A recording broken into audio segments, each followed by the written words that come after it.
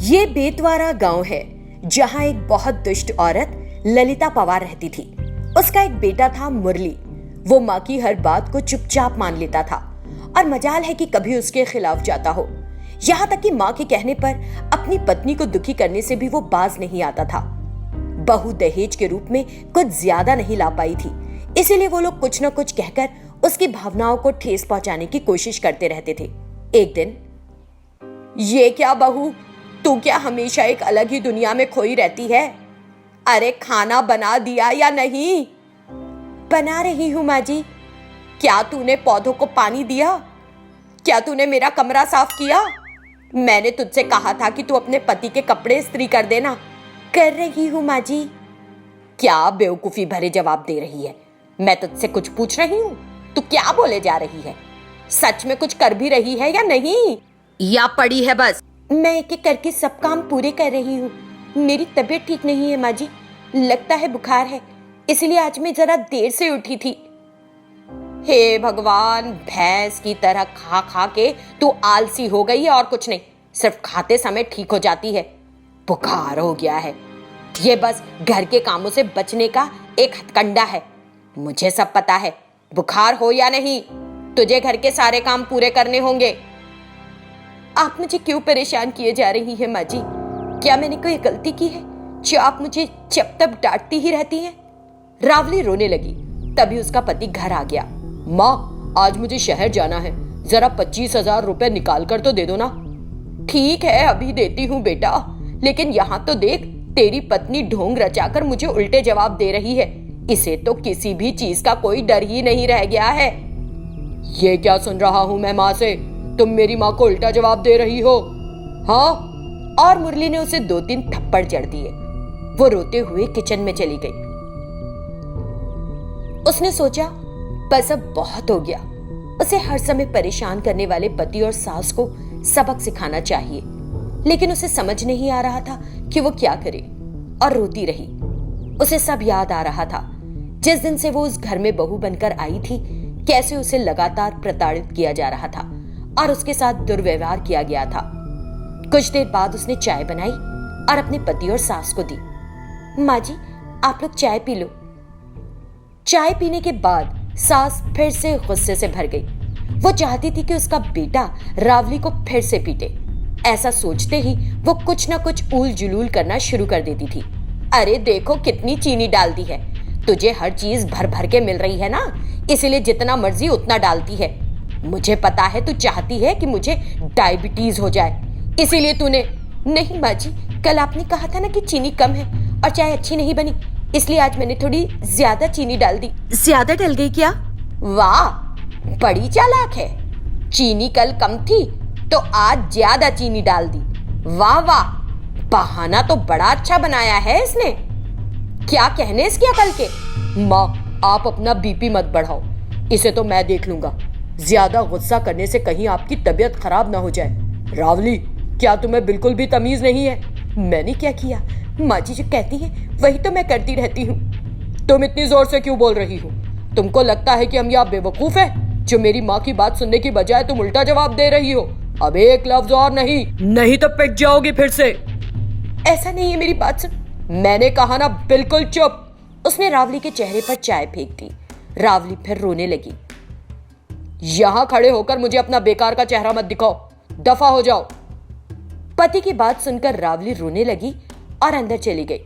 सास टीवी में न्यूज देखने लगी और न्यूज देखकर जादू टोना करके लोगों की संपत्ति लूट लेने का एक मामला सामने आया है, जिसमें 3 लोगों की मौत हो चुकी है। पूरे गांव में सन्नाटा और मातम छाया हुआ है। डर के मारे लोग गांव से भाग रहे हैं।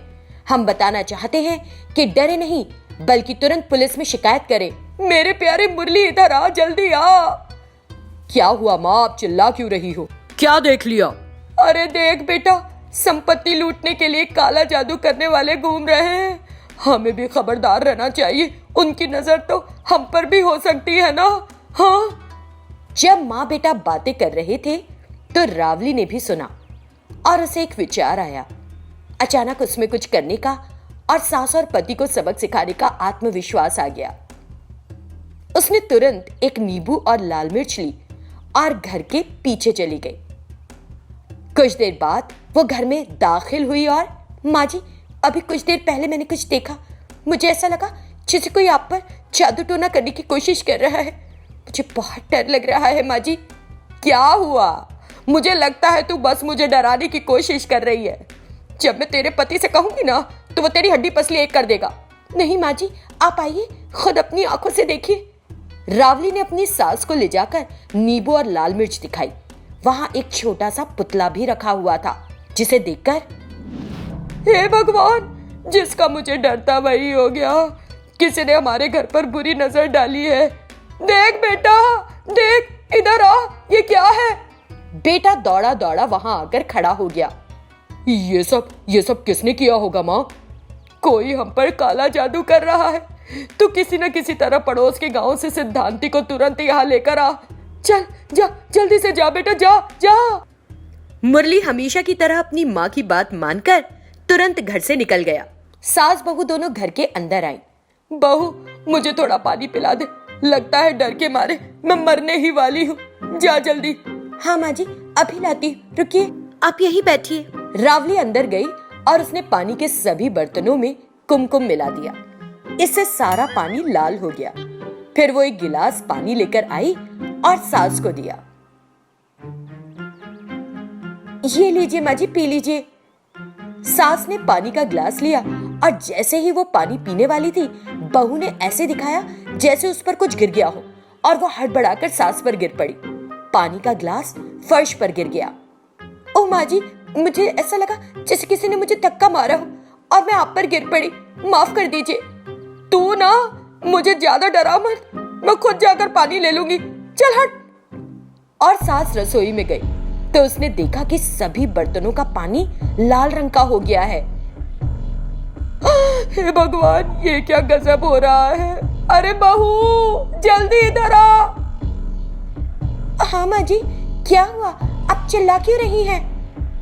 देख इधर, सारा पानी खून में बदल गया है। मुझे बहुत डर लग रहा है, मुझे बहुत डर लग रहा है। पता नहीं अब क्या होगा। कोई मुझे मारना चाहता है और मेरे साथ ये सारे टोटके कर रहा है। आग लगे उस नास पीटे को। मैंने क्या बुरा किया है उसका? माँ जी, लगता है आप सही कह रही हैं। अभी मैंने आपके कमरे में किसी को जाते हुए देखा। मुझे भी बहुत डर लग रहा है माँ जी।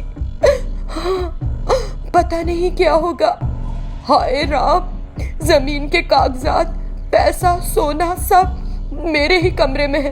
अब क्या करूं? पता नहीं कौन मेरे कमरे में घुस गया है। हाँ, चलो चल कर देखें। माँ जी, क्या आपने कभी किसी को जान से मारा है? ये कैसा सवाल पूछ रही है तू? ये क्या बकवास है? हाँ, अगर आपने कभी ऐसा किया है तो क्या पता उसकी आत्मा आपसे बदला लेने के लिए सब कर रही हो। हाँ, क्या तू पागल हो गई है? तू तो मुझे और भी डरा रही है। लगता है मैं तेरी बातों से ही मर जाऊंगी। अब मैं क्या करूं? चलिए अंदर चल के देखते हैं कि वहां कुछ है भी या नहीं। ठीक है, चलते हैं, लेकिन तू मेरे साथ साथ ही रहना। कहीं चली मत जाना मुझे छोड़ के, समझ गई ना? दोनों सास के कमरे में गए। तभी एक काली बिल्ली उस कमरे से निकली। सास बहुत डर गई। मेरी धड़कन तेज हो रही है बहू, मुझे बहुत ज्यादा कपकपाहट छूट रही है। चल चल यहाँ से चले। सास बाहर की तरफ जाने लगी। जब सास नहीं देख रही थी तो रावली ने बल्ब पर एक पत्थर फेंक के मारा और वो टूट गया। घर में घुप अंधेरा छा गया। माँ जी ध्यान से, मुझे डर लग रहा है। लगता है कि यहाँ कोई है। कोई मुझे बार बार धक्का दे रहा है। आपके पास भी आ सकता है। जरा संभल के रहिए माँ जी। अरे बहू, तू मेरे पास आना। दूर क्यों खड़ी है? अब हमें कौन बचाएगा? अब सिद्धांति के अलावा कोई और हमें बचा ही नहीं सकता। बस तब तक हमारी रक्षा करना भगवान। मौके का फायदा उठाकर रावली ने अंधेरे में सास की पिटाई लगाना शुरू कर दी। सास मदद के लिए जोर जोर से चिल्लाने लगी। ओह रावली, रावली, मुझे कोई मार रहा है। बहू, मेरी प्यारी बहू, मुझे बचा। मेरे पास आ, मेरे पास। अरे अरे रोको रोको, कौन है? कौन है? कौन है? माँ जी चलिए घर से बाहर निकल जाते हैं, मैं बाहर जा रही हूँ, चलिए। घर से निकलकर दोनों डर के मारे भागने लगी। एक गांव में एक मिडिल क्लास जोड़ा धनया और रत्ना का रहता था, जो अपने खेतों में काम करते थे। उनके 2 बेटे थे, बड़ा बेटा विनोद और छोटा रमेश। उन्होंने दोनों बेटों को अच्छी तरह पढ़ाया लिखाया और दोनों अच्छी नौकरी कर रहे थे। बड़े बेटे विनोद की शादी कंचन से हुई थी, जो एक सुंदर लड़की थी, लेकिन कई कोशिशों के बावजूद रमेश की शादी नहीं हो पा रही थी। इसीलिए धनिया को छोटे बेटे की चिंता सताने लगी। हे भगवान, मेरी शादी क्यों नहीं हो रही है? मैंने क्या गलती की है? तुम मुझे इस तरह क्यों दुख दे रहे हो? क्यों दुखी कर रहे हो मुझे? रमेश भगवान से प्रश्न कर रहा था। इसी बीच उसके पापा उसके कमरे में दाखिल हुए और रमेश उन्हें पकड़कर रोने लगा। उदास मत हो बेटा, हो सकता है भगवान ने मेरे दोस्त की बेटी चांदनी को तुम्हारे लिए बनाया हो, इसीलिए कहीं और बात नहीं बन रही है ना? कौन? सत्यनारायण अंकल की बेटी क्या पापा? हाँ वही। क्या तुम चाहते हो कि मैं उनसे इस बारे में बात करूं? बिल्कुल। अभी तक क्यों नहीं की मैं उससे शादी? लेकिन बेटा वो लड़की थोड़ी सांवली है। सांवली है तो कोई बात नहीं, दिल अच्छा होना चाहिए। हो सकता है कि भगवान ने तुम दोनों का नाम एक साथ लिखा हो। मैं अभी जाकर बात करता हूँ। फिर 1 हफ्ते में उनकी शादी तय हो गई और चांदनी उनके घर आ गई। वो दिखने में उतनी अच्छी नहीं थी। इस वजह से रत्ना और कंचन उसे भाव नहीं देती थी। जब रमेश घर पर होता तो वो उससे अच्छा बर्ताव करती, लेकिन जैसे ही वो बाहर निकल जाता वो दोनों उसे परेशान करना शुरू कर देती। एक दिन, अरे काली बहू, और चांदनी ने अपनी सास को गुस्से से देखा। तुम मुझे ऐसे देखोगी तो मैं तुम्हारी आंखें खींचकर तुम्हारे हाथ में दे दूंगी। जाओ और मेरे लिए एक ब्लैक टी लेकर आओ। ये सुनकर कंचन मुस्कुराने लगी। माँ जी ने क्या कहा? काली चाय ना? लेकर आओ ना फिर। चांदनी बिना एक भी शब्द बोले रसोई में चली गई।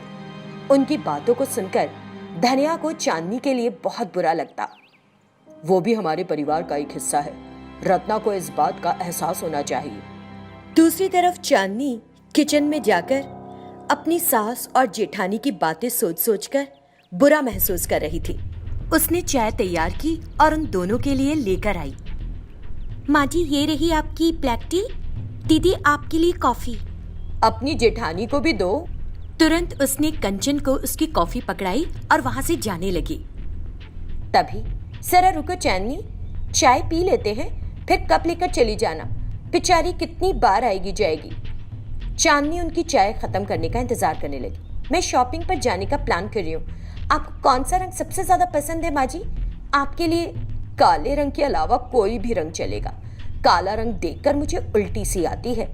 मेरा चिल्लाने का मन करता है और मुझे गुस्सा आता है। मार पीट करने का दिल करता है। चांदनी समझ गई कि वे दोनों उसे चिढ़ा रही हैं। उसे बहुत गुस्सा आया, लेकिन वो कुछ नहीं बोली और उसने खुद पर काबू रखा। ये देख कंचन, ओ माँ जी, मुझे भी काला रंग बिल्कुल पसंद नहीं, बल्कि काले रंग के बारे में सुनते ही मुझे उपकाई सी होने लगती है। सच। उनकी इस तरह की बातों के बीच चांदनी ने कहा, माँ जी चाय पी लीजिए, नहीं तो ठंडी हो जाएगी। ये काली चाय इतनी गर्म है मेरी काली बहू, इसे थोड़ी ठंडी होने दो तो मैं काली चाय पी लूंगी। मैंने आपसे चाय पीने के लिए कहा, आपने इतनी बार काली शब्द का इस्तेमाल क्यों किया? हाँ बताइए। आवाज ऊंची मत करो। देखो चांदनी, काली चाय को हम काली ही कहेंगे ना। हमने तो तुम्हें कुछ नहीं कहा, फिर बुरा क्यों लग रहा है तुम्हें? आप दोनों हमेशा मुझसे इस तरह से बात क्यों करती है? इसकी क्या वजह है? हाँ, मुझे काले रंग से एलर्जी है और मिल गई है काली बहू। वो तो मेरे बेटे को शादी के लिए कोई और लड़की मिली नहीं, तो हमें उसकी शादी तुमसे करनी पड़ी। नहीं तो तुम्हारी शादी होती किससे? इन सब बातों की वजह से चांदनी रोने लगी और घर से चली गई। रत्ना और कंचन घबरा गई और सोचने लगी, अरे माँ जी एकदम से कहाँ चली गई? कभी आत्महत्या? अरे बहू तुम भी ना। देखो, अगर कुछ काला है तो उसे काला ही कहेंगे ना, इसमें क्या गलत है? वो कहीं नहीं जाएगी, आ जाएगी वापस कुछ देर में, चिंता मत करो तुम। इतना कहकर वो दोनों टीवी देखने लगी। अंधेरा हो गया लेकिन चांदनी घर वापस नहीं आई। रत्ना बीच बीच में इधर उधर टहलने लगी कि तभी कंचन आकर जोर से चिल्लाने लगी, माँ जी। कंचन के चिल्लाने से सास घबरा गई तो कंचन हंस दी। क्या वो आत्महत्या करने की कोशिश करेगी? हाँ माँ जी, मुझे भी ऐसा ही लग रहा है, क्योंकि वो आई नहीं अभी तक। ये सुनकर रत्ना घबरा गई। सास और जेठानी से परेशान हो चांदनी एक झील में कूदना चाहती थी और आगे जीना नहीं चाहती थी। लेकिन तभी वहां एक गुरुजी आए और उन्होंने उससे कहा कि वो आत्महत्या ना करे, चाहे जो भी वजह हो। उन्होंने उसे एक आईना दिया। ये एक जादुई आईना है, इसमें एक बार देख लोगी तो गोरी दिखने लगोगी, और कोई गोरा इसमें देखेगा तो काला दिखने लगेगा। इस आईने को संभाल के रखना। इतना कहकर गुरुजी वहां से चले गए। चांदनी ने उस आईने में देखा और वो तुरंत बेहद गोरी और खूबसूरत हो गई। वो आईने को लेकर घर की ओर निकल गई। इस बीच दोनों बेटे भी घर आ गए और उन्हें पता चला कि चांदनी घर पर नहीं है। दोनों अलग अलग दिशाओं में उसे ढूंढने निकल पड़े, लेकिन वो उन्हें कहीं नहीं मिली। ये क्या हो गया? ऐसा क्यों हुआ? वो घर छोड़कर, हे भगवान, चांदनी को बचा लो। अगर वो घर वापस आ गई तो मैं मंदिर में 10 नारियल चढ़ाऊंगी। वो प्रार्थना कर ही रही थी कि चांदनी घर लौट आई। सब उसके बदले रूप को हैरान होकर देख रहे थे। चांदनी, तुम कहाँ चली गई थी? कहीं नहीं गई थी जी। अब मैंने खुद को मेकअप से गोरा कर लिया है जी। अब तो आप दोनों को मुझसे कोई शिकायत नहीं रही ना। रत्ना और कंचन को विश्वास नहीं हुआ। वो दोनों चांदनी के कमरे में गई तो उन्हें जादुई आईना मिला। जब उन दोनों ने उसमें देखा तो वो दोनों काली हो गई। उन्हें ये बहुत अजीब लगा, इसीलिए दोनों ने कई बार आईने में देखा, लेकिन उन्हें अपना पुराना गोरा रंग वापस नहीं मिला। वो दोनों फूट फूट कर रोने लगी। तब चांदनी उनके पास आई और बोली, अब आपको समझ में आया, जब मैं सांवली थी तो आपके तानों से मुझे कितना बुरा लगता होगा। आपने कभी मेरे दिल की परवाह नहीं की। मुझे माफ कर दो चांदनी। मुझे भी माफ कर दो। दोनों उससे माफी मांगने लगे। आखिरकार चांदनी को उन पर दया आई और उसने एक प्रार्थना की। तुरंत उन दोनों पर एक तेज रोशनी चमकी और उनका पुराना रंग वापस आ गया। फिर वो जादुई आईना गायब हो गया। लेकिन इसके बाद से वो सब सुख से रहने लगे।